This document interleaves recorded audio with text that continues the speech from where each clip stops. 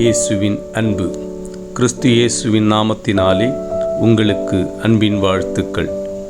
ரோமருக்கு எழுதின சுவிசேஷம் 4ஆம் அதிகாரம் 7ஆம் வசனம் இப்படி சொல்லுகிறது: எவர்களுடைய அக்கிரமங்கள் மன்னிக்கப்பட்டதோ, எவர்களுடைய பாவங்கள் மூடப்பட்டதோ, அவர்கள் பாக்கியவான்கள். பிரியமானவர்களே, நீங்கள் பாக்கியவான்கள்.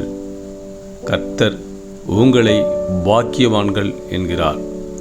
ஏனென்றால் நம்முடைய பாவங்களுக்காக கிறிஸ்து இயேசு அவர் சிலுவையிலே வெற்றி சிறந்து நம்மை பாவத்தினின்று ரட்சித்து நம்மை மீட்டு கொண்டார். எனவே நாம் அவரை அண்டியிருக்கிறபடியினால் நாம் பாவிகள் இல்லாதபடிக்கு பரிசுத்தவான்களாய் இருக்கிறோம். இந்த உலகத்தில் ஒருத்தனும் நீதிமானாக இல்லாதபடிக்கு பாவம் செய்து தேவ மகிமை அற்றவர்களாக இருக்கிறார்கள்.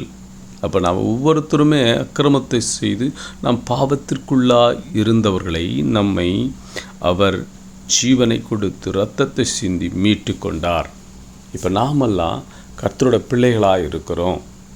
எனவே அநேக அக்கிரமங்கள் மத்தியினோ பாவத்தின் மத்தியிலும் இருந்த நம்மை அவர் மீட்டு கொண்டபடியினால் நாம் பரிசுத்தவான்களும் பாக்கியவான்களுமாயிருக்கிறோம். கர்த்தர் பாக்கியவான்கள் என்றால் நீ நன்மையை அனுபவிப்பாய். கர்த்தர் உன்னை பாக்கியவான், பாக்கியவதி என்று கர்த்தர் உன்னை சொல்லுகிறார். எனவே நாம் கர்த்தரோடு இசைந்திருக்கிறபடியினால் அவர் நம்மை பாக்கியவான்களாய் மாற்றியிருக்கிறார். ஆமீன்.